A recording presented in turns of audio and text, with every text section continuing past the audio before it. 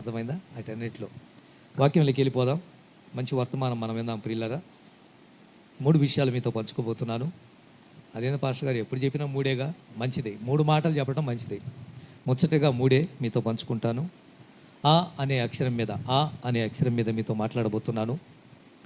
అపకీర్తి, అపనింద, అపజయం. 3 మాటలు. మొదటి మాట అపకీర్తి, నెంబర్ 2 రెండో మాట అపనింద, మూడోది అపజయం. అపజయం ఎందుకు పాలవుతున్నాం? అవమానం ఎందుకు పడుతున్నాం? అపనిందలు ఎందుకు పాలవుతున్నాం? అపకీర్తి ఎందుకు వస్తుంది అనే విషయాలు మీతో పంచుకుపోతున్నాను. దేవుని వాక్యాన్ని శ్రద్ధగా వినాలి. లోతైన విషయాలు మీతో పంచుకుంటున్నాను. చిన్నపిల్లలు కాదు మీరు. ఇంకా పేతురు గారు అంటాడు, చిన్నపిల్లలు పాలతో పోషించాలంటాడు. పెద్దవారైనప్పుడు మంచి మంచి ఆహారం, మాంసం, పెద్ద పెద్ద ముక్కలు అండి, పెద్ద పెద్ద ముక్కలతో పెట్టాలి. మరి ఇంకా మీరు వాక్యంలో బాగా ఎదిగారు. అందుకు చరిత్రలు చెప్తే మీకు యేషబు గురించి, ఇసాక్ గురించి, యాకోబు గురించి, అబ్రహాం గురించి, దావీదు గురించి, మోషే గురించి, ఇలా వాళ్ళ గురించి కాదు. ఇప్పుడు మీకు లోతుకు వెళ్ళి మర్మాలు తీసుకొని బయటికి తీసుకొని వస్తున్నాం. ఎందుకంటే దైవజనులే నాకు ఫోన్ చేస్తారు, అన్న మీ వర్తమానాలు చాలా బాగున్నాయని. నేను ఒకసారికి 2 సార్లు ఎందుకు చెప్తున్నానంటే విశ్వాసులు కాదు, దైవజనులే నాకు ఫోన్ చేస్తారు. ఫోన్ చేసి మినిమం ఒక 5 నిమిషాలు మాట్లాడి నన్ను ఎంకరేజ్ చేయటం, ప్రోత్సహిస్తున్నారు. మరి విశ్వాసులు కనీసం లైక్ కూడా చేయండి అండి. ఒక లైక్ చేయండి, సపోర్ట్ చేయండి. మన ఛానల్ ముందుకు వెళ్ళిపోద్ది. ఇంకొక 10 మంది వింటారు. వీలైతే షేర్ చేయండి. ఈ 2 చాలా అవసరం. లైక్ చేయండి, షేర్ చేయండి.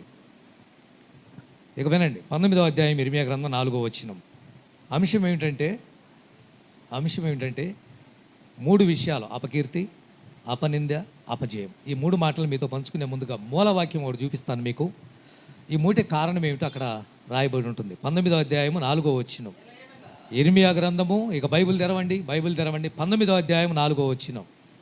ఏలయనగా వారు నన్ను విసర్జించి ఈ స్థలములో అపచారము చేసి ఉన్నారు. చాలే, మనకు అయ్యన్నొద్దు. ఆ అనే అక్షరం మీరు అండర్లైన్ చేసుకోండి. నేను చెప్పానుగా, అంశం ఆ ఏంటి? అంశం ఆ, అది ఇర్మియా గ్రంథం మరలా చదివిస్తాను. 19వ అధ్యాయం 4వ వచనం. ఎలయనగా వారు నన్ను విసర్జించి ఈ స్థలం అనగా దేవుని మందిరములో లేక ఇంటిలో వాళ్ళు ఏం చేస్తున్నారంటే అపచారం చేస్తున్నారు, చేయకూడని పనులు చేస్తున్నారు. ఒకటి నన్ను విసర్జించారు, రెండోది చేయకూడని పనులు, చేయరాని పనులు చేస్తున్నారు. ఆ స్థలములో దేవుని సన్నిధి లేకుండా పోయింది అంటాడు ఇర్మియా ప్రవక్త. ఇశ్రాయేలు ప్రజల గురించి మాట్లాడుతున్నాడు. ప్రియులారా, అపచారం. ఒక వ్యక్తి అపకీర్తి పాలు కావటానికి, ఒక వ్యక్తి అపనిందల పాలు కావటానికి, ఒక వ్యక్తి అపజయం పాలు కావటానికి అసలు సిసలైంది అపచారం, అపవిత్రత. అంటే తప్పు చేయనప్పుడు, తప్పుడు పనులు చేయనప్పుడు అపకీర్తి కలుగుతుంది, అవమానం కలుగుతుంది, అపనిందలేస్తారు. అది వేరు. అపజయం పాలవుతాం. ఎంత నీతిగా ఉన్నప్పటికీ ఓడిపోతాం. అది తప్పు కాదు. దాని గురించి కూడా మీతో మాట్లాడతాను. ఒక కుటుంబంలో లేక ఒక ఇంటిలో లేక ఒక మందిరంలో లేక ఒక స్థలములో ఉండవలసిన పవిత్రత లేనప్పుడు, పరిశుద్ధత లేనప్పుడు, అపచారం జరుగుతున్నప్పుడు అక్కడ ఎవరిని విసర్జించారు? దేవుణ్ణి విసర్జించారు. దేవుణ్ణి విసర్జించి ఆ స్థలము అని అక్కడ రాయబడింది. అక్కడ ఏం చేస్తున్నారంటే అపచారం. కిందకు వస్తే ఇంకా చాలా విషయాలు మనకు కనిపిస్తాయి. విగ్రహారాధన, దేవతా స్తంభాలు, దేవుని మందిరములో చేయవలసిన కార్యాలు కాకుండా వేరే విషయాల్లో ఇశ్రాయేలు ప్రజలు ఉంటాం, మనము చూస్తాం. ప్రియులారా, వినండి. ఇక 3 విషయాలు. ఇంకా నేను వాక్యం లోతుగా వెళ్ళిపోతున్నాను. సామెతల గ్రంథం మొదటి మాట 19వ అధ్యాయము 26వ వచనం. అపకీర్తి ఎందుకో? సామెతల గ్రంథము 19వ అధ్యాయం 26వ వచనం.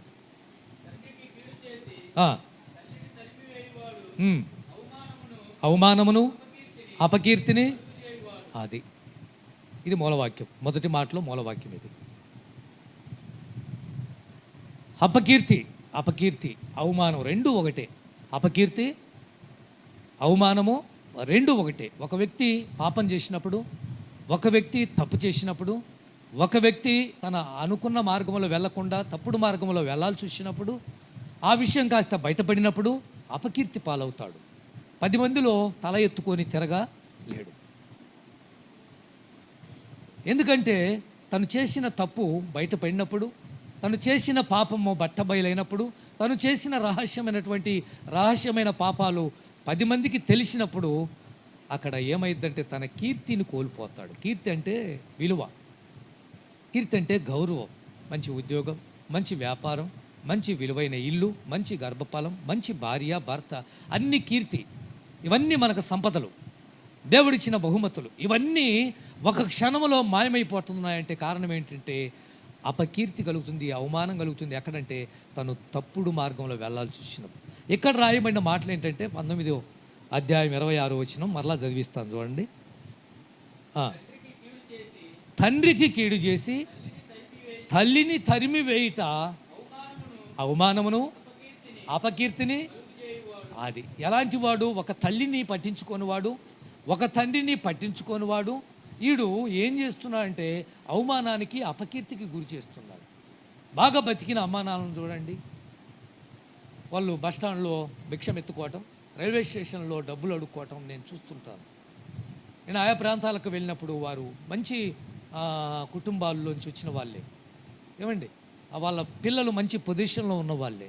వీళ్ళు ఏం చేశారంటే తల్లిని పట్టించుకోక, తండ్రిని పట్టించుకోక వదిలి పడేసినప్పుడు ఆఖరికి 10 రూపాయలు టీ కోసం, అండి, 20 రూపాయలు ఇడ్లీ కోసం, అయ్యా ఇడ్లీ తింటామండి అని వాళ్ళని ఒకవేళ, అయ్యా మీరు ఎక్కడ ఏంటి, మీకు పిల్లలు లేరా, ఎందుకు ఈ స్థితికి వచ్చావంటే వాళ్ళ స్టోరీ అంతా వివరిస్తారు. నాకు 2 కొడుకులండి, 2 కూతుర్లండి, 2 అమెరికాలో ఉన్నారండి, ఓ చాలా బాగా చెప్తారు. ఏం జరిగిందంటే మమ్మల్ని పట్టించుకోలేదు, తరిమి వేశారు. కోడలు మమ్మల్ని పట్టించుకోలేదు, కూతురు మమ్మల్ని పట్టించుకోలేదు, కొడుకులు మమ్మల్ని పట్టించుకోలేదు.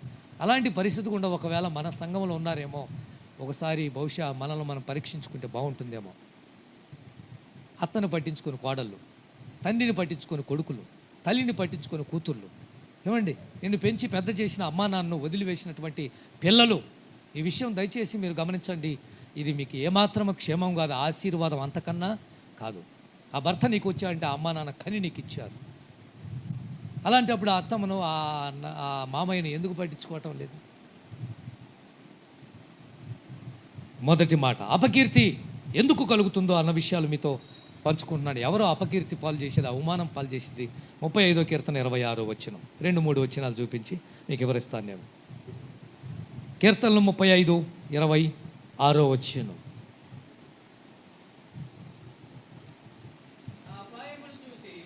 నా అపాయమును చూసి సంతోషించే వారందరూ అవమానము నొందుదురుగాక, లజ్జపడుదురుగాక. నా మీద అతిశయపడేవారు సిగ్గుపడి అపకీర్తి పాలగుదురుగాక. ఎవరు రాసిన కీర్తన ఇది? ఎవరు రచించిన కీర్తన ఇది? దావీదు గారు రచించిన కీర్తన. అపకీర్తి పాలు అయ్యేది ఎవరంటే, అవమానం పాలయ్యేది ఎవరంటే గమనించండి. ఎదుటివారికి ఆపద కలిగినప్పుడు, ఎదుటివారు ప్రమాదంలో ఉన్నప్పుడు, ఎదుటివారు ఇబ్బందుల్లో ఉన్నప్పుడు, ఎదుటివారు ఇరుకులో పడినప్పుడు, ఎదుటివారు శ్రమలు అనుభవిస్తున్నప్పుడు అలాంటి వారిని చూసి నవ్వుతున్నావా నువ్వు? అదే అంటాడు, నాకు ఆపద వచ్చినప్పుడు, అపాయం వచ్చినప్పుడు నన్ను ఏం చేశారు? వాళ్ళు అవమానపరుస్తున్నారు. ఎవరు అపకీర్తికి గురి చేసే వాళ్ళంటే, ఎదుటివారు బాధపడుతున్నప్పుడు వీళ్ళు నవ్వుతుంటారు చూడు, ఎదుటివారు ఇబ్బంది పడుతున్నప్పుడు వీళ్ళు హ్యాపీగా ఉంటారు చూడండి. ఇది ఎంత మాత్రం మనకు మంచిదంటారు? ఏమండి, మన వీధిలో ఒకళ్ళు ఇబ్బంది పడుతుంటారు, మనం నవ్వుతే ఏం బాగుంటుంది చెప్పండి? మన ప్రాంతంలో కొన్ని కుటుంబాలు దరిద్రప లేక తిండికి గతి లేక ఇల్లు జరగటమే కష్టం అయిపోయి బాధపడుతుంటారు. అలాంటప్పుడు వాళ్ళని చూసి మనము నవ్వుకుంటూ ఉంటే ఏం బాగుంటుంది? దావీదు అంటాడు, అలాంటి వారు ఒకరోజు సిగ్గుపడే రోజు వస్తుంది. అపకీర్తి పాలవుతారో, అవమానం పాలవుతారో. ఎప్పుడైనా గమనించండి, ఎవరైనా ఆపదలో ఉన్నప్పుడు, ప్రమాదంలో ఉన్నప్పుడు, అపాయంలో ఉన్నప్పుడు, బాధల్లో ఉన్నప్పుడు మీరు దయచేసి వారిని చూసి హ్యాపీగా ఫీల్ కాకండి. వీలైతే వాళ్ళ దగ్గరికి వెళ్ళి నువ్వేమీ చేయకపోయినా కాస్త ధైర్యం చెప్పు చాలు. వాళ్ళు ప్రమాదంలో ఉన్నారు, వారు ఆపదలో ఉన్నారు, అక్కడ దాకా వెళ్ళి కాస్త వాళ్ళని వెన్నుతట్టి ధైర్యపరిచి, ఏం కాదులే అక్క, ఏం కాదులే వదిన, దేవుడు ఉన్నాడులే, ఏదో ఒకటి చేస్తాడులే అని ఒక మాట చెప్తే ఎంత బాగుంటుంది. ఇంకొక మాట చూపిస్తాను. సామెతల గ్రంథం 6వ అధ్యాయం 32వ వచనం. అపకీర్తి పాలయ్యే వాళ్ళ గురించి మాట్లాడుతున్నారు. జారత్వమును జరిగించేవాడు, ఆ కార్యము చేసేవాడు, కోరేవాడు పాత్రుడగును. చూసావా, ఎవరు అపకీర్తి పాలయ్యేది, ఎవరు అవమానం పాలయ్యేది? ఇందాక చెప్పినట్టుగా ఎవరు 10 మందిలో తలదించుకునేది? జారత్వం జరిగించేవాడు, పాపం చేసేవాడు, వ్యభిచారం చేసేవాడు, దొంగతనం చేసేవాడు. ఇలాంటి వాడు అపకీర్తి కలిగి అవమానం పాలైనప్పుడు జీవితంలో ఆ మచ్చపోదు. అది దాని అర్థం. అరే పైకి చూస్తే చాలా మంచోడండి, ఇలాంటి లోపం కలిగిన వాడే ఇతను అని అనుకున్నప్పుడు, అరే చాలా బుద్ధిమంతురాలు అనుకున్నాం ఈ అమ్మాయి, ఇలాంటి పనికి మాలిన పని చేసిందా ఈ అమ్మాయి అని 10 మందిలో ఉండాల్సి వచ్చినప్పుడు, 10 మందిలో బయట పడినప్పుడు, 10 మందిలో తల దించుకోవాల్సి వచ్చినప్పుడు, ఆ జీవితంలో పలానా అబ్బాయి ఎట్లా, పలానా అమ్మాయి ఎట్లా అని మీరు ఎప్పుడైనా వైట్ షర్ట్ చూసారా? వైట్ షర్ట్ చూసారా? దానికి పొరపాటున మట్టి అంటుకున్నా, పొరపాటున నల్ల మచ్చబడిన, ఇక ఆ షర్టు ఇంకా వేసుకుంటే ఆ మచ్చ పోనే పోదు. ఎంత రుద్దినా ఆ మచ్చ పోనప్పుడు ఆ షర్టును వాడుతావా చెప్పండి? అలాంటి జారత్వం జరిగించేవాడు, వ్యభిచారం చేసేవాడు, దొంగతనము అనే ముద్ర పడి అవమానము, అపకీర్తి కలిగినప్పుడు జీవితంలో నువ్వు దొంగ అని పేరు అలాగనే ఉండిపోతుంది. అందుకని ఎప్పుడు కూడా పాపం చేయటానికి దయచేసి ముందుకెళ్ళకండి. అది చూడటానికి బాగుంటుంది, తినటానికి బాగుంటుంది, సుఖంగా ఉంటుంది, ఆనందంగా ఉంటుంది. ఒక రోజున నిన్ను 10 మందిలో నిలబెట్టి తల దించుకునేలా చేసేది కూడా అది. దీంట్లో ఒక విషయం ఏంటంటే, పొరపాటు చేసే వాళ్ళు దయచేసి గొడవకి వెళ్ళకండి. ఏంటి ఏమండి, కాలు దూకుంటూ వెళ్తారేమో, ఎగబట్టుకొని వెళ్ళారా, ఏం చేస్తారు? వ్యాజ్యం ఆడారా వాళ్ళతోటి, వాళ్ళు ఏం చేస్తారు? ఇక్కడ చూపిస్తారు. అంటే 10 మందిలో 100 మందిలో నిన్నేం చేస్తారంటే, నువ్వేం చేశావో బయట పెట్టేస్తారు. అందుకని గొడవకు వెళ్ళే ముందుగా ఆలోచించి, తూచి, ఆచి, అమ్మా వాళ్ళ మీద నా మాటలు అనుకుంటా. సామెతల గ్రంథానికి వెళ్ళండి, 25వ అధ్యాయం 8వ వచనం, 9వ వచనం, 10వ వచనం దాకా. సామెతలు 25వ అధ్యాయం 8, 9, 10. ఆలోచన లేక యాజ్యం ఆడటానికి పోవద్దు.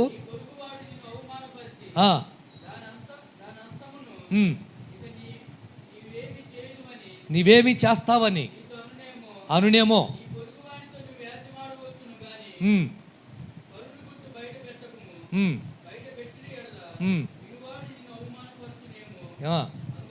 అందువలన నీ కలిగే అపకీర్తి అది. చూసావా, గొడవకు దిక్కండి. గొడవకు దిగినప్పుడు ఒక క్రైస్తవుడు గొడవ జరుగుతున్నప్పుడు దయచేసి వాళ్ళ లోపాలను అందరిలో బయట పెట్టకండి. అదే వాక్యం. అది పొరపాట్లు ఉంటాయి, మనిషి చేసే పొరపాట్లు ఉంటాయి. ఎక్కడో ఒక చోట తప్పు చూస్తుంటే నువ్వు చూసి ఉంటావు, పొరపాటు జరిగి ఉంటుంది. దాన్ని వేలెత్తి అంతమందిలో గొడవలో నువ్వు అట్టగదా అని చెప్పి అనొద్దు. అలా అనొద్దు అంటాడు పొరుగు వారి మీద. గొడవకు దిగేది ముందుగా ఆలోచించు. మళ్ళా చదువుతావు 8వ వచనం. ఆలోచించి, ఆలోచన లేక, ఆలోచన లేకుండా ఎగబట్టుకొని వెళ్ళావా అంతే, నీ గుట్టు రొట్టయిపోతుంది. ఏమండి, నీ గుట్టు దేవుడు అనుకున్నావా? మైండ్లో పెట్టుకొని ఏం చేసావా? ఇప్పుడు యోధా అంత చేస్తున్నా కూడా అంతమందిలో యోధాను ఎత్తి చూపించాడా? చూపిలా. ఏమన్నాడు? యోధా నువ్వు చేసే పని ఏదో కానీ నాయన అన్నాడు. యోధాతోనే సీక్రెట్గా పర్సనల్గా మాట్లాడాడే కానీ అంతమందిలో ఆయన అడిగింది ఏంటంటే, ఒకరు నన్ను అప్పగించబోతున్నారు అన్నాడు కానీ నువ్వు అని చూపించాడా? అంతమందిలో ఏమైద్ది యోధా జీవితం? యోధా ఇస్కరితండి ఏమైద్ది? అపకీర్తి పాలవుతాడు కదా, అవమానం పాలవుతాడు కదా. సమరయ స్త్రీ వచ్చి యాకోబు బావి దగ్గర నీళ్ళ దగ్గరికి వచ్చినప్పుడు మిట్ట మధ్యాహ్నం 12 గంటల సమయంలో యేసు ఆమెతో పర్సనల్గా మాట్లాడాడు. అంతమందిలో నువ్వు ఇట్టా అని చెప్పేసి ఆ ఊర్లోకి తీసుకెళ్ళి సమరయ స్త్రీ గురించి బట్టబయలు చేయలే ఆయన. అందుకే గొడవ ఒకవేళ కుదిరినంతసేపు కుదిరిద్ది. అందుకే మంచి స్నేహితులైనా నమ్మొద్దు అంటాడు. నిజమైన స్నేహితుడు ఎవడూ లేడంటాడు ఇర్మియా ప్రవక్త. ఏ విషయాలు రహస్యమైన విషయాలు స్నేహితులతో కూడా పంచుకోవద్దు అంటాడు. ఎందుకు? పంచుకుంటే బహుశా ఇద్దరి మధ్య గొడవ వచ్చినప్పుడు, ఇద్దరు ఒకవేళ గొడవ పడాల్సి వచ్చినప్పుడు నువ్వేతే రహస్యాలు చెప్పావో మొత్తం బట్టబయలు చేసేస్తారు. అందుకే దయచేసి అపకీర్తి పాలు కావటానికి కారణాలు ఇవన్నీ కారణాలు. యాజ్యమాడేటప్పుడు ఆచితూచి ఆలోచించి నువ్వు మాట్లాడాల్సి వస్తుంది. ఎలా పడితే అలా మాట్లాడావా వారు నీ గురించి చెప్పొచ్చు. నువ్వు కూడా ఎలా పడితే వాళ్ళ గురించి మాట్లాడటానికి వీలు లేదు. ఒక క్రైస్తవులు అలా చేయడానికి వీలు లేదు. అపకీర్తి పాలు కావటానికి ఇంకొక కారణం మీరు చూపిస్తాను. సామెతల గ్రంథానికి వెళ్ళండి. 28వ అధ్యాయం 7వ వచనం. 28:7. అంగీకరించువాడు బుద్ధి కలిగిన వాడు, తుంటరులు సావాసము చేసేవాడు తన తండ్రికి, తన కుటుంబానికి, తన సంఘానికి, తన సేవకుడికి అపకీర్తి తెస్తారండి. ఈరోజు ఎంతోమంది తల్లిదండ్రులు ఏడుస్తున్నారు. ఎందుకు? నా కొడుకు ఇలా అయిపోయాడండి అని. ఎక్కువ ఆడపిల్లల కంటే ఈరోజు మగపిల్లలను మనం చూస్తున్నాము. మగపిల్లలే, ఎందుకంటే అడిగేవాడు లేడు, సమాధానం చెప్పరు. ఎక్కడికి పడితే అక్కడికి వెళ్ళటం, ఎప్పుడు పడితే అప్పుడు ఇంటికి రావటం, ఎంత డబ్బు అంటే అంత డబ్బు ఖర్చు పెట్టడం, తాగి తందనాలు ఆడటం, అరే పేకాట దగ్గర, ఏంటి వైన్ షాపు దగ్గర, ఇంకా చెడు స్నేహాల దగ్గర తుంటరులతో కలిసి తిరుగుతున్న వీళ్ళ వల్ల ఆ తల్లి తండ్రికి సంతోషం ఉందా? ఆ తల్లి తండ్రి నీ కొడుకు ఇలా అని చెప్పి ఆ తండ్రిని మాట్లాడినప్పుడు ఆ తండ్రి ఎంతగా అపకీర్తి పాలవుతాడు, అవమానం పాలవుతాడు. అందుకే మీ పిల్లలను మందిరానికి నడిపించండి అమ్మా. యవనస్తులు ఇంటి దగ్గర పెట్టి మీరు వచ్చేది ఏంది? మీ కుమారులను, మీ కూతుర్లను మందిరానికి రాండి అంటే మగపిల్లలు రారే దేవుని మందిరానికి? ఎంతో కొంత దేవుని భయం లేకపోతే ఈ జనరేషన్లో, ఈ తరంలో తప్పకుండా చెడిపోయే అవకాశం మాత్రము చాలా అవకాశం ఉంది. నెంబర్ 2, రెండో మాట, అపనిందలు. అపనిందలు లోక శుభవార్త 3వ అధ్యాయం 14వ వచనం. అపనింద. లోక సువార్త 3:14. సైనికులు మేమేం చేయాలి? బాప్తిసం ఇచ్చే యోహాను గారు మేమేం చేయాలో చెప్పండి, మేము ఎలా బతకాలో చెప్పండి, బాప్తిసం తీసుకోవాలంటే మేమేం చేయాలి అని అడుగుతున్నారు. అందుకు అతడు ఎవరిని బాధ పెట్టద్దు, ఎవరి మీద ఏమేయద్దు అండి. నిందెలు మోపటంలో నిజమట. రెడీ చెప్పులు వేసుకోపోయేవారికి అబద్ధం ఊరు మొత్తం తిరిగి వచ్చిందంట. ఏంటి నిజము? రెడీ చెప్పులు వేసుకోబోతున్నవారికి అబద్ధము ఊరు మొత్తం తిరిగి. ఇప్పుడు వెళ్తున్నావా నువ్వు అని అర్థమైంది మీకు? అంటే కొంతమందికి తెలవటం ఆలస్యం, పొట్ట ఉబ్బరం ఆగదు. అది ఎంతవరకు వాస్తవము? అది జరిగిందా లేదా? అది నిజమా కాదా? ఎప్పుడైనా అమ్మా నిందలు పెట్టేవాళ్ళు, వాళ్ళ మీద వీళ్ళ మీద అపనిందలు మోపేవాళ్ళు, వారికే చెప్తున్న మాట ఏంటంటే ఒకసారి ఆలోచించు. నీ చెవిన పడింది పొరపాటైన మాట, ఆ అమ్మ గురించి, ఆ అక్క గురించి, ఆ వదిన గురించి, ఆ అన్నయ్య గురించి, ఆ తమ్ముడు గురించి, ఆ కొడుకు గురించి, ఆ కుటుంబం గురించి నీ చెవిన పడింది. అది ఎంతవరకు వాస్తవం ఆలోచించొద్దు. బుడక్కిన వెళ్ళటం, చెప్పటం, ఏమండి పంచుకోవటమే.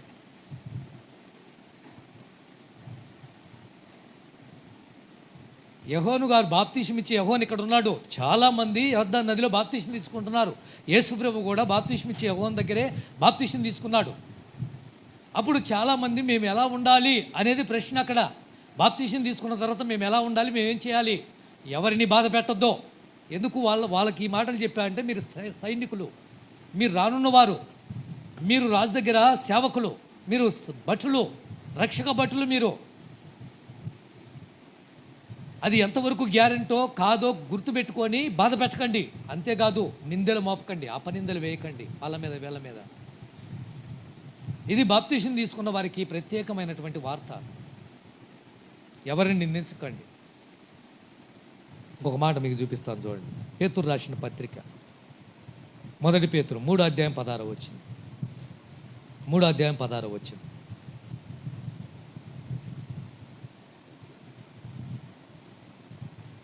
వచనం. నిర్మలమైన మనస్సాక్షి కలిగిన వారై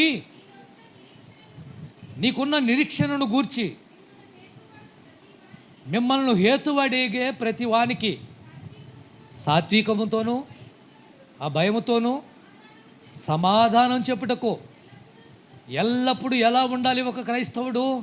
ఒక మంచిగా మాట్లాడే విధానం బాగుండాలి. మీ ప్రవర్తనను బట్టి మీరు ఎలా సమాధానం చెప్పాలి? చాలా దీర్ఘశాంతముతో, దయాలత్వంతో అంటూ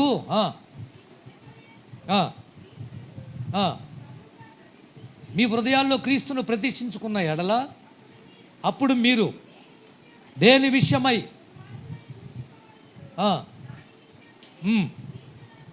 క్రీస్తునందున్న మీ సత్ప్రవర్తన వాళ్ళే సిగ్గుపడిపోతారు. నువ్వు మంచి ప్రవర్తన కలిగిన అమ్మాయివి, అబ్బాయి అయినట్లయితే, మంచి ప్రవర్తన కలిగిన కుటుంబం అయితే, నిన్ను ఒకవేళ అపనిందల పాలు చేస్తే, నిందిస్తే, ఏ పాపం చేయనప్పటికీ, ఏ నేరము చేయనప్పటికీ, ఒకవేళ వేలెత్తి నీ మీద 10 మందికి చెప్పినట్లయితే చెప్పుకొని, నువ్వు క్రీస్తుని నమ్ముకున్నావు, క్రీస్తుని హృదయంలో ప్రతిష్ఠించుకున్నావు, సత్ప్రవర్తన కలిగిన వారైతే, నువ్వు మంచి ప్రవర్తన కలిగిన వారు, ఆ పాపం నువ్వు చేయకపోతే, చెప్పుకున్న వాడే, నిందించిన వాడే, నీ మీద నేరాలు మోపిన వాడే సిగ్గుపడాల్సిందే, కానీ నీకు ఏ భయమో లేదు. ఓ పాట మన బ్రదర్ సతీష్ కుమార్ గారు, ఏ పాట? నిన్నే నిన్నే నమ్ముకున్నానయ్యా, నన్ను వీడిపోవోకయ్యా, చేయని నేరము అంటగట్టిన చేతగాని వాడనని చీదరించిన, చేయని అంటగట్టిన చేతగాని వాడనని చీదరించిన, చీకు చింతలు నన్ను చుట్టిన, చెలిమే చితికి నన్ను చేర్చిన, చెలిమే చితికి నన్ను చేర్చిన, నిన్నే నమ్ముకున్నానయ్యా, నన్ను వీడిపోవోకయ్యా, నువ్వు లేక నేను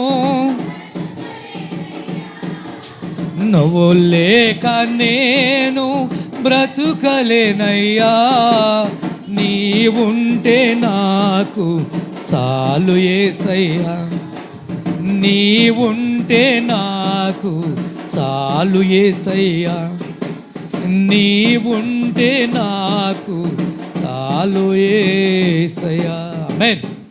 ఎంతోమంది మనతో చెప్తుంటారు, అన్న నేనే పాపం చేయలేదన్నా, నా మీద ఈ పాపాన్ని మోపారన్నా, నేనే పాపం చేయలేదు పాస్టర్ గారు, నా మీద ఈ నేరం పెట్టారండి, నాకు తెలియదండి, కానీ నన్ను ఇలా అవమాన పాలు చేశారండి, అపకీర్తి పాలు చేశారండి, నా మీద చేయని పాపానికి, చేయని నేరానికి నన్ను నిందించారండి అని వాపోయే బిడ్డలు చాలామంది కనిపిస్తుంటారు. అందులో మనకు గుర్తొచ్చిన వ్యక్తి ఎవరో తెలుసా? యేషోబు. ఎవరు? యేషోబు. ఏ పాపం చేశాడండి? ఏ నేరం చేశాడండి? 13 సంవత్సరాలండి జైలు శిక్ష. 13 ఏళ్ళు జైల్లో పెట్టారండి యేషోబుని తీసుకెళ్ళి. నేను అనుకున్నాను ఈ భాగాన్ని మధ్యాహ్న కాలం నేను చదువుతున్నప్పుడు, ఈ భాగాన్ని మధ్యాహ్నం నేను ఈ వాక్యం ప్రిపేర్ అవుతున్నప్పుడు, యేషోబు గురించి అన్నీ తెలిసినటువంటి పోతీఫరు, యేషోబు గురించి అంతా తెలిసినటువంటి పోతీఫరు భార్య చెప్పిందనుకో ఎలా నమ్మాడు అనేది నాకు ఆలోచన వచ్చింది. పోతీఫరేగా, నాయనా నీకు దేవుడు తోడై ఉన్నాడయ్యా, నేను చూశాను కళ్ళతో, యేషోబు నువ్వు పొలం పని చేయటం ఏంటి, నువ్వు మట్టి పని చేయటం ఏంటి, నువ్వు ఎట్టి చాకిరి చేయటం ఏంటి, నువ్వు బానిసగా ఉండటం ఏంటి? కుదరదో. నువ్వు యజమానిగా ఉండో, ఇంటికి ఆధిపత్యం నువ్వే. ఇంట్లో ఏముందో లేదో నాకు తెలియదో, అన్నం తింటాం మాత్రమే తెలుసు. అన్నీ నీకు అప్పగిస్తున్నాను. ఎంత రాబడి వస్తుందో, ఎంత ఖర్చు పెడతావో నీ ఇష్టమో, అంతా నీ స్వాధీనం చేస్తున్నానని పెత్తనం ఇచ్చిన పోతీఫరు, యోసేపుకు దేవుడు తోడై ఉన్నాడని చూసిన పోతీఫరు భార్య యోసేపు మీద కన్నేసినప్పుడు, భార్య మాటి మాటికి యోసేపును పలకరించి నవ్వుతున్నప్పుడు, ఎకిలి చేష్టాలు చేస్తున్నప్పుడు యోసేపు అనేక మార్లు తప్పించుకొని తిరిగాడు. తెలుసా మీకు? ఆఖరికి తను అనుకున్నది జరగలేదని ఆ అమ్మాయి ప్రపోజ్ చేస్తే యోసేపు ఒప్పుకోలేదు, నో చెప్పాడని చెప్పేసి ఎవరు లేని టైంలో యోసేపు ఇంట్లోకి రావటం, గడిపెట్టి పోతీఫరు భార్య యోసేపును ఏమంటారు బలాత్కారం చేయడానికి ప్రయత్నం చేసినప్పుడు యోసేపు తప్పించుకోవడానికి బహు ప్రయత్నం చేశాడు. ఆ ప్రయత్నంలో తను వదిలిపెట్టి పోయిందంటే తెలుసా? అంగి ఎప్పుడైతే యోసేపు అంగి పోతీఫరు భార్య చేతిలో చిక్కిందో, పోతీఫరు భార్యకు ఒక ప్రూఫ్ దొరికింది. ఇదిగో నువ్వు తెచ్చినటువంటి ఎబ్రియుడు చేసిన పని నీకు తెలుసా? భర్తతో మాట్లాడుతుంది. అంతే, దానికి ముందు అక్కడ ఉన్న బయట పనిచేస్తున్న అందరినీ పిలిచి, చూడండి యోసేపు ఎలాంటి వాడు, చూడండి పనికి మాలినవాడు, పాపిష్టివాడు, నన్ను ఇలా చేశాడు అని అక్కడ ఉన్న మనుషులకు మీరు చదవండి. 39వ అధ్యాయంలో ఆదికాండము 13వ వచనం నుంచి తిన్నగా చదువుకోండి. ఇప్పుడు వద్దులే 13వ వచనం వరకు చదువులేతే 13వ వచనం 39 ఆదికాండం 13వ వచనం. విడిచి తప్పించుకొని పోవుట చూసినప్పుడు పిలిచి, చూడండి ఏం చేశాడో చూడండి, ఎంత పని చేశాడో చూడండి, ఎంతకన్నా అవమాన పాలు చేశాడో చూడండి. వీణా తెచ్చిపెట్టింది మా ఆయన, ఇలాంటి వాడు ఇంట్లో పెత్తనం ఇచ్చింది, ఇలాంటి వాడికి అధికారం ఇచ్చింది అని ఆ రోజు పోతీఫరు భార్య పని వాళ్ళతో అక్కడున్న మనుషులతో చెప్పినప్పుడు అంతటితో ఆగిందా వ్యవహారం? ఎక్కడి దాకా వెళ్ళిందండి? భర్తతో చెప్పుకునేదనే ఇది. పొరపాటున ఈరోజు చాలామంది కుటుంబాల్లో కొన్ని జరుగుతూ ఉంటాయి. మరిదో, అన్నో, తమ్ముడు ఆ అమ్మాయిని లేక ఆ ఇంట్లో వచ్చిన కోడలను లేక ఆ కూతుర్ని ఏదేదో మాట్లాడుతూ ఉన్నప్పుడు కొన్ని విషయాలు భర్త దాకా వెళ్లకుండానే సాల్వ్ చేసుకుంటారు అమ్మాయిలు. ఆ కోడలు లేక ఆ కూతురు లేక ఆ బిడ్డ ఏం చేస్తుందంటే భర్త దాకా వెళ్తే మళ్ళీ పెద్ద సమస్య అవుతుందని చెప్పేసి, ఇదిగో మీ నాన్న ఇలా అన్నాడు, మీ అన్నయ్య ఇలా అన్నాడు, మీ తమ్ముడు ఇలా అంటున్నాడు అన్న విషయాలు ఆ భర్త దాకా వెళ్లకుండా అక్కడికక్కడే. ఎందుకు? సమస్య పెద్ద చేసే కంటే దాన్ని ఎలాగో తిట్టు నేనే సాల్వ్ చేసుకుంటే సరిపోతుందని చాలా కుటుంబాలు జరుగుతున్న సంఘటనలండి.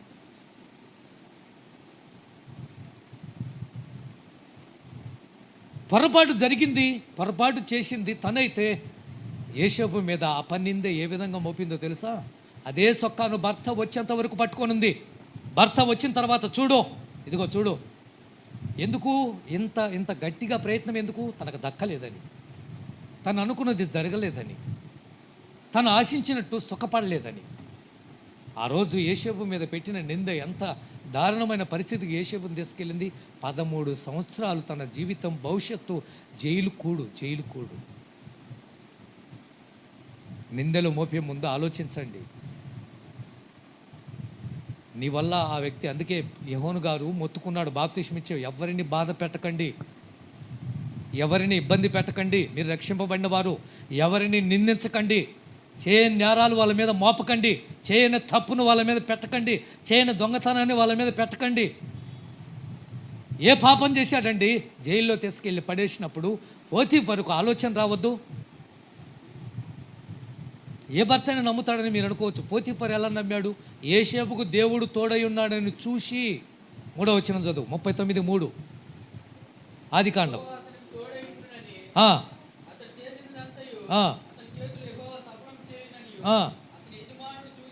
చూశాడా లేదా? అరే, దేవుడు తోడై ఉన్నవాడు ఇతను ఏ పని చేసినా సఫలమవుతుంది. ఇలాంటి వాడు ఈ తప్పుడు పనికి ఎందుకు చేస్తాడో? ఏదో జరిగింది. నీ భార్య గురించి నీకు తెలియదా? ఏమండి, నీ భర్త గురించి నీకు తెలియదా? నీ కూతురు గురించి నీకు తెలియదా? ఇంట్లో ఉంటున్న నీ భార్య గురించి నీకు తెలియదు ఏంటి?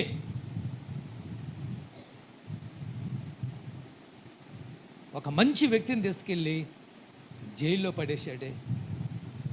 అదే పోతీఫరు మహారాజు తీసుకొని వెళ్ళి యోసేపుని తీసుకెళ్ళి నగలేసి, అంటే చైన్ వేసి మెడలో రథం ఎక్కించి, ఏంటి ఊరు మొత్తం, ఐగుప్తు దేశం మొత్తము ఇదిగో ప్రధానమంత్రి యోసేపు అని చెప్పి ప్రకటించినప్పుడు పోతీఫరు వినలేదంటావా? పోతీఫరు భార్య వినలేదంటావా? ఆలోచించండి. అంటే ఐగుప్తు దేశంలోనే కదా ఉంది వాళ్ళు కూడా. ప్రియమైన సంగమా, నిందించే ముందు, ఒక వ్యక్తి గురించి ఎవరో చెప్పారని నలుగురికి చెప్పుకునే ముందు, ఆ వ్యక్తి ఎలాంటి వాడో నీకు తెలుసున్నట్లయితే దాన్ని అక్కడే మాపి అయిపోవాలి. ఎక్కడ దాకెందుకు? కన్యమర్య మీ అందరికీ తెలుసుగా. కన్యమర్య పరిశుద్ధాత్మ ద్వారా గర్భవతి అని రాయబడింది అక్కడ. మత్తయి సువార్త 1వ అధ్యాయం 19వ వచనం. 18 మత్తయి సువార్త 1వ అధ్యాయం 18. యేసుక్రీస్తు జనన విధం ఏమనగా, ఆయన తల్లి అయిన మరియా యోసేపుకు ప్రదానము చేయబడిన తర్వాత వాళ్ళిద్దరూ ఏకము కాకమునిపే ఆమె పరిశుద్ధాత్మ వలన గర్భవతిగా ఉండెను. ఇప్పుడు 19. ఆమె భర్త అయిన యోసేపు నీతిమంతుడు. చూసావా, అపకీర్తి పాలు చేయాలనే ఆలోచన కానీ, 10 మందిలో పంచాయతీ పెట్టి ఆమెను అవమానపరచాలని కానీ, ఆమెను నిందించాలని కానీ, ఏమంటే యోసేపుకు అసలు చూడండి, ఈ విషయాన్ని ఎంత దాకా తీసుకెళ్లాలో తెలుసా? ఊరి పెద్దల దాకా తీసుకెళ్ళాలి. ఊరు డామైపోవాలి. ఎలా నాకు ప్రదానం చేయబడిన ఈ అమ్మాయి ఎలా గర్భవతి అయింది, ఎలా జరిగింది అసలు? మరియా మంచిది అనుకున్నాను, మరియా మంచి ప్రవర్తన కలిగింది అనుకున్నాను, గుణవతి అయింది అనుకున్నాను, ఇలాంటి తప్పుడు పని చేసింది ఏంటి అని చెప్పేసి, ఇది భర్తే అంటే ప్రధానం అంటే పెళ్ళి కాలేదు ఇంకా, ప్రధానం మాత్రం ఎంగేజ్మెంట్ అయిపోయింది. అయిపోయిన తర్వాత ఊరంతా భర్తలు చెప్పాలి. ఈరోజు భర్తలు అయితే అదే చేస్తారు. ఈరోజు ఉన్న భర్తలు ఆ రోజున మనసులోనే తనలో తాను మదన పడిపోయాడు. తెలుసా మీకు? ఎంత ఆలోచించుంటాడో. కానీ నిద్ర పడుతుందా? కాపురం చేయవలసిన భార్య గర్భవతి అని తెలిసినప్పుడు వారి ఏకం కాకమునిపే మరియా ఇలాంటి పరిస్థితి కూడా ఎలా వచ్చింది అన్న ఆలోచన తన రాత్రి ఆలోచించి నరాలు చిట్లిపోయే పరిస్థితి. ఇక లాభం లేదని దేవుడే రంగంలోకి దిగాడు. తెలుసా అండి? దేవదూత దిగి వచ్చాడు. యోసేపు, నువ్వు ఆలోచిస్తున్నట్టు కానే కాదు, నువ్వు అనుకున్నట్టు కానే కాదు, పరిశుద్ధాత్మ వలన ఆమె గర్భవతి అయింది, కానీ నువ్వు అనుకున్నది కానే కాదు, ఆ రూటు కానే కాదు అని చెప్పినప్పుడు అప్పుడు యోసేపు నిమ్మలపడ్డాడు. అంతేనండి, కొన్నిసార్లు మనసు తకతకలు ఆడిపోతున్నప్పుడు ఇక దేవుడే దిగి రావాలి. అంతే, వాళ్ళ మనసు కుదుటుగా ఉండదు. నా భార్య ఎలా చేసి, నా భర్త ఎలా చేశాడా, నన్ను మోసం చేసింది, ఎంత నమ్మాను ఈ అమ్మాయిని, ఎంత నమ్మాను నా భర్తను, ఎంత నమ్మాను నా కూతుర్ని అని ఆలోచిస్తున్నప్పుడు దేవుడే వచ్చి, ఏ పొరపాటు లేదయ్యా, నువ్వు ఆలోచించొద్దు అని చెప్పాల్సి వస్తుంది. అపనిందలు పాలు చేయకండి. ఆ రోజు యోసేపును ఎంత ఇబ్బంది పెట్టిందో. ఊర్లో వాళ్ళు ఎన్ని రకాలుగా జైల్లో ఎంతమంది మాట్లాడారు. అదే అపనిందను, అపకీర్తిని, అవమానాన్ని దేవుడు ఏం చేశాడో, ఐగుప్తు దేశం అంతా యోసేపుకు కీర్తి కలిగేటట్టు చేశాడు. దేవునికి మహిమ కలుగును గాక. 3వ మాట ముగిద్దాం. 3వ మాట అపజయం. 2 రాజుల గ్రంథం 4వ అధ్యాయం 12వ వచనం. 2 రాజుల గ్రంథం 14వ అధ్యాయం 12వ వచనం.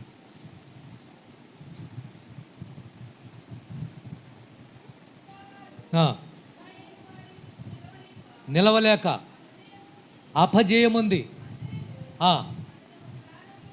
పారిపోయిరి. 2వ దినవృత్తాంతాల గ్రంథము 25వ అధ్యాయం 19వ వచనం.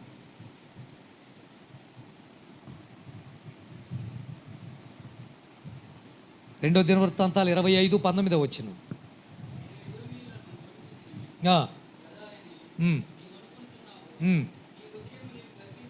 నీ హృదయమున నీవు గర్వించి, అబ్బో, ఒక వ్యక్తి ఓడిపోవటానికి, ఒక వ్యక్తి అపజయం పాలు కావటానికి, ఒక వ్యక్తి ఓటమి పాలు కావటానికి కారణం ఇక్కడ ఉంది. గర్వము, గొప్పలుగా మాట్లాడుకోవటం. ప్రలాగపులు అంటే గొప్పలు చెప్పుకోవటం, నేనెంత అని చెప్పుకోవటం. ఓటమి అనేది ఉండకుండా ఉండదు. మానవ జీవితంలో ఓడిపోవటం అనేది సహజంగా జరగాలి. జరిగితేనే అనుభవాలు వస్తాయి. కష్టాల్లోనే కొన్ని పాఠాలు నేర్చుకుంటాం. కొన్నిసార్లు ఓడిపోతున్నప్పుడే ఆ ఓటమిలోనే విజయం ఎలా సాధించాలో నేర్చుకోవచ్చు. వ్యాపారంలో కొన్నిసార్లు ఓడిపోతాం, చదువులో కొన్నిసార్లు ఓడిపోతాం, ఉద్యోగంలో కొన్నిసార్లు ఓడిపోతాం, కుటుంబంలో కొన్నిసార్లు ఓడిపోతాం. ఓడిపోతున్నప్పుడే మనకు కొన్ని అనుభవాలు ఉంటాయి. ఇక్కడ ఎందుకు ఓడిపోయారు అంటే గర్వం. 22వ వచనం కూడా దినవృత్తాంతాలే 25, 22. ఎందుకు ఓడిపోయారు? పారిపోవాల్సి వచ్చింది. కారణం ఏమై ఉంటుంది? మనిషి ఎదిగినప్పుడు, మనిషి పై స్థాయికి వెళ్ళాల్సి వచ్చినప్పుడు నువ్వు ఏ స్థాయిలో వచ్చావో, ఏ స్థాయి నుంచి వచ్చావో అనేది మర్చిపోకూడదు. కృతజ్ఞత అనేది చాలా అవసరం. ఫిలిష్తీయుల చేతిలో ఆ రోజు మొదటి సమూయేలు గ్రంథం 4వ అధ్యాయంలో ముగిస్తున్నాను. ఇజ్రాయెల్ ప్రజలు ఓడిపోయారు అని రాయబడి ఉంటుంది అక్కడ. అపజయం పాలయ్యారు. ఎందుకు ఓడిపోయారు, ఏమిటి అని మనం కొంచెం ముందుకు వెళ్ళి చూసినట్లయితే వాళ్ళు ఓటమికి కారణం ఏమిటో తెలుసా? దేవుని మందసము, దేవుని మందిరము, దేవుణ్ణి నిర్లక్ష్యం చేశారు. ఈ సమూయేలు గ్రంథానికి ముందు భాగంలో ఏముంటుంది? ఏ గ్రంథం ఉంటుంది? సమూయేలు గ్రంథానికి ముందు భాగంలో రూతు గ్రంథానికి ముందు భాగంలో న్యాయాధిపతులు ఏలుబడి జరుగుతున్న కాలంలో వారు దోసులైరి యెహోవాకు వాళ్ళు పాపం చేస్తూ వచ్చారు. ఇలా చేసుకుంటూ వస్తున్న కాలంలో బెత్లెహేములో కరువు, నయోమి మోయాబు దేశానికి వెళ్ళటం, ఆ తర్వాత బోయాజు రూతును పెళ్లి చేసుకోవటం, ఆ తర్వాత సమూయేలు గ్రంథానికి వచ్చిన తర్వాత హన్నా ప్రార్థన, ఎల్కానా, పెనిన్నా, ఈ సమూయేలు అన్నాకు పుట్టడం, తర్వాత ఏలీ కుమారులిద్దరూ యుద్ధములో చచ్చిపోవటం, ఓడిపోయినప్పుడు చచ్చిపోయింది ఇంచుమించు 4,000 మంది. మొదట 4వ అధ్యాయంలో ఉంటాయి ఆ మాటలు. 4,000 మంది 2వ వచనంలో. ప్రియులారా, 2వ వచనంలో 4,000 మంది ఇశ్రాయేలు మంది చచ్చిపోయారు, చంపేశారు. 10వ వచనానికి వెళ్ళినప్పుడు మందసం యుద్ధ భూమిలోకి తీసుకొని వెళ్ళారు. మందసం ఉంటే గెలుస్తామని యుద్ధ భూమిలోకి తీసుకొని వెళ్ళిన తర్వాత ఇదే సమూయేలు గ్రంథములో యుద్ధ భూమిలోకి వెళ్ళిన తర్వాత 30,000 మందిని చంపబడ్డారు.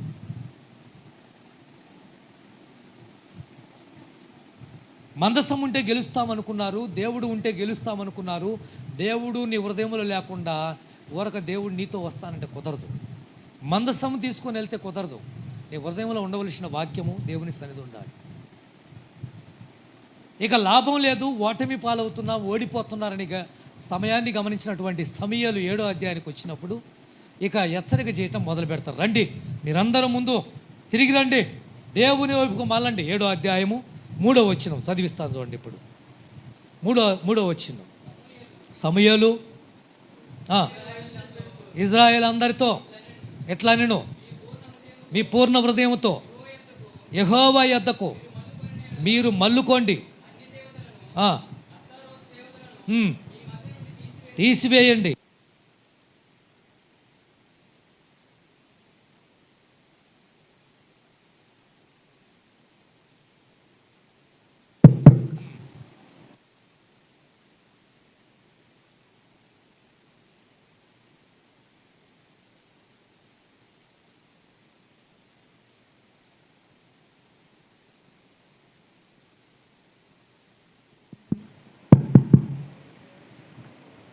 ప్రియులరా, ఇక్కడ చాలా 4 విషయాలు మనకు కనిపిస్తాయి. ఇక్కడ 4 విషయాలు గెలవలేకుండా ఓడిపోవటానికి కారణాలు ఆయన సమూయేలు ప్రకటిస్తాడు. ఏమంటే మీరు గెలవాలి అంటే సౌండ్ తగ్గి గెలవాలంటే ఒకటి, దేవుని వైపుకు మల్లుకోండి. నెంబర్ 2, ఏ పాపం అయితే మీరు చేశారో దాన్ని ఇప్పుడైనా తీసి పడేయండి.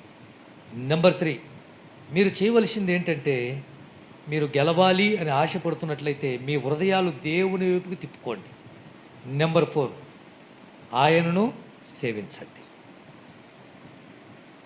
ఎప్పుడైతే ఈ 4 విషయాలు సమూయేలు గారు చెప్పాడో అప్పుడు వాళ్ళు చేసిన పని ఏంటి తెలుసా? కిందకు వచ్చే వరకు 7వ అధ్యాయము 5వ వచనంలో, 5వ వచనమా ఎక్కడ 6వ వచనంలో ఉపవాసం ఉన్నారు. ఉపవాసం ఉండి చేసిన పాపాన్ని ఇశ్రాయేలు ప్రజలు ఒప్పుకున్నారు. ఇక గెలవటానికి అసలు సిసలైన కారణం ఏమిటో చెప్పమంటారా? దైవజనుడైన సమూయేలు అంటాడు, నేను మీకోసం ప్రార్థన చేస్తాను. ఎన్నో వచనం అది చదవండి బాగుంటుంది. 5వ వచనం 7:5 పిలవనంపి నేను మీ పక్షమున చూసావా? ఒక అబ్బాయి చదువుకోవడానికి వెళ్ళేటప్పుడు ఎగ్జామ్కి వెళ్తున్నప్పుడు దైవజనుడి దగ్గరికి ఎందుకు వస్తాడు? ప్రార్థన చేస్తాడు గెలవాలి అని. ఇంటర్వ్యూకి వెళ్తున్నప్పుడు సేవకుడి దగ్గరికి ఎందుకు వస్తారు? తప్పకుండా సెలెక్ట్ కావాలి. ఈయన అంటున్నాడు, మీరు ఈసారి ఓడిపోవడానికి వీల్లేదు, నేను ప్రార్థన చేస్తాను మీ పక్షాన, నేను ముందు చెప్పినవన్నీ చేయండి అన్నప్పుడు ఉపవాసం ఉండి వాళ్ళు పాపాన్ని వాళ్ళు ఒప్పుకొని ప్రార్థనలో ఉన్నప్పుడు సమూయేలు అంటాడు, నేను మీకోసం ప్రార్థన చేస్తాను. 8వ వచనం కూడా చదువు. 8వ వచనం కూడా చదువు.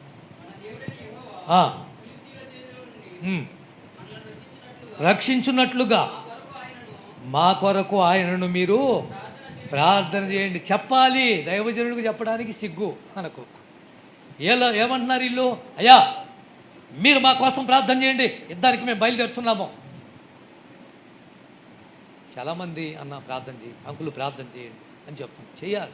ఎప్పుడైతే చెప్తారో ఆటోమేటిక్గా మాకు చెప్పిన వెంటనే మరుక్షణం ప్రభు పాలన వెంటనే మీరు జ్ఞాపకం చేసుకోండి అని చెప్పకుండా ఉండం.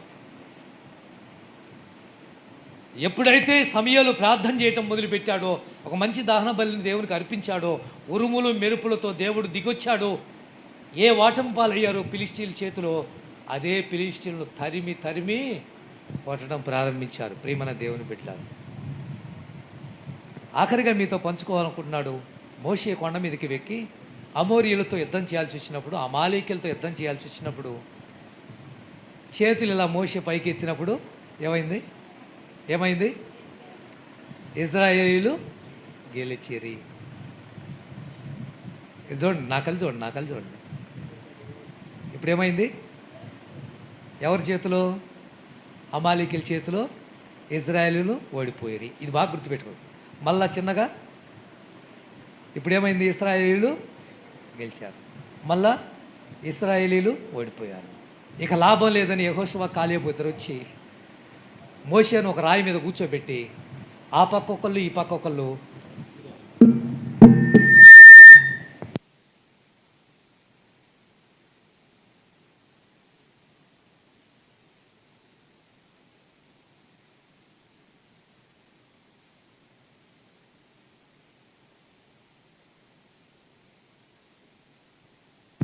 చేతులు కిందకు దించినప్పుడేమో ఇశ్రాయేలు ఓడిపోతున్నారు. అర్థం తెలుసా మీకు? ప్రార్థన నీకు విజయానికి ముందుకు వెళ్తుంది. ప్రార్థన ఎప్పుడైతే నువ్వు చేయగలుగుతావో నువ్వు విజయం చూస్తావు. ఎప్పుడైతే ప్రార్థన తక్కువ అవుతుందో నువ్వు ఓడిపోవటం ప్రారంభమవుతుంది, ఓటమి పాలైపోతావు.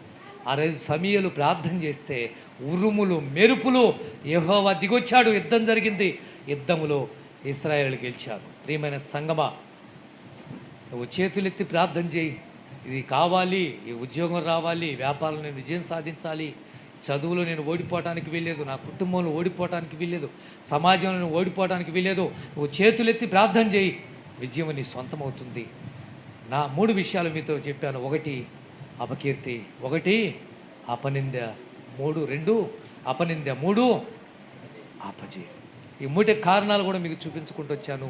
ప్రియులారా, ఈరోజు మన పక్షాన దేవుడు ఉంటే చాలు, విజయం మనం సాధించవచ్చు. తలవంచుదాం, ప్రార్థన చేసుకుందాం. ప్రార్థన.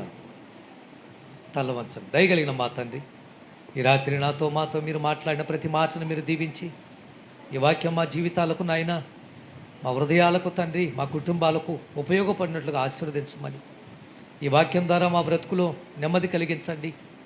ఇప్పటి వరకు నాయన అవమానం పాలై 10 మందిలో నిలవలేక అపకీర్తి పాలు కావటానికి కారణం ఏమిటో మేము తెలుసుకున్నాం. అయ్యా, అపనిందలు చేయని పాపానికి, చేయని నేరానికి మమ్మల్ని నిందించిన వాళ్ళు కూడా లేకపోలేదు. అపజయము, ఎన్నోసార్లు ఓటమి పాలైపోయాం. అయినా మమ్మల్ని గెలిపించే దేవుడు నువ్వు ఉన్నావన్న ధైర్యంతో బతుకుతున్నాం. ఈ 3 మాటలు మా జీవితాలకు ఉపయోగకరంగా మార్చమని, కూడి వచ్చిన మా సంఘాన్ని, అయ్యా ప్రభువా మా బిడ్డలను మీరు దీవించమని, అలాగనే ముఖ్యంగా నాయన చదువుకుంటున్న బిడ్డల కోసం ప్రత్యేకంగా ప్రార్థన చేస్తున్నాను. వారికి నాయన మంచి జ్ఞానం దయచేయండి. వ్యాపారం చేస్తున్న వారి కొరకు ప్రార్థన చేస్తున్నాను. ప్రత్యేకంగా వారికి మంచి లాభము దయచేయండి. ఉద్యోగం చేస్తున్న వారి కోసం ప్రార్థిస్తున్నాను. వారికి నాయన మంచి ప్రమోషన్ దయచేయండి. ఉద్యోగం లేని వారి కోసం ప్రార్థన చేస్తున్నాను. మంచి ఉద్యోగం దయచేయండి. కష్టపడి పనిచేస్తున్న వారి కోసం ప్రార్థన చేస్తున్నాను. వారికి ఫలితాన్ని దయచేయండి. ఇదిగో పెళ్లి చేసుకున్న వారి కోసం ప్రార్థన